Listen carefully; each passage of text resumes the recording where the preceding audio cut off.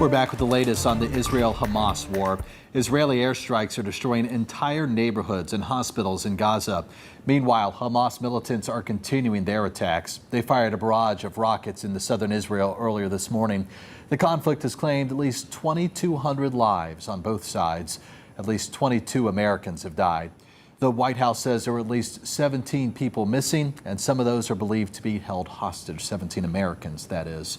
The Norfolk-based USS Gerald R. Ford strike group has arrived in the eastern Mediterranean Sea.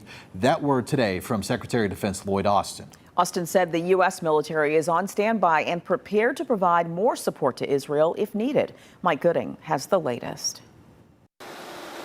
U.S. Secretary of Defense Lloyd Austin said Wednesday that the Norfolk-based Navy aircraft carrier USS Gerald R. Ford, which includes Carrier Air Wing 8's 4 FA-18E and F Super Hornet squadrons out of Naval Air Station Oceana, had arrived off the coast of Israel, days after the coordinated Hamas attack which killed at least 1,200 people, including 22 Americans.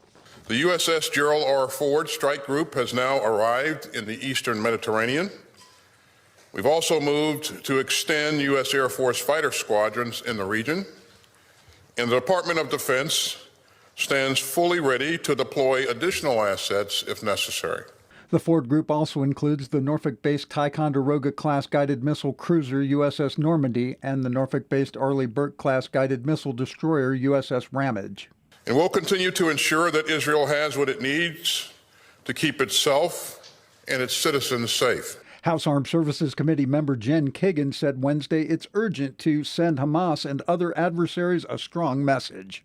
The reason they're there is to be a deterrent. The reason they're there is not to provoke action. We're trying to deter any future aggression and deter war. And that's what being a strong nation does. And it's important that we send a very clear message that we stand with Israel. Mike Gooding, 13 News Now.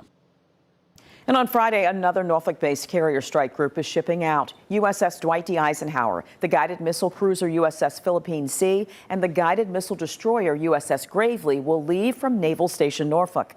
The Navy says this is a regularly scheduled deployment.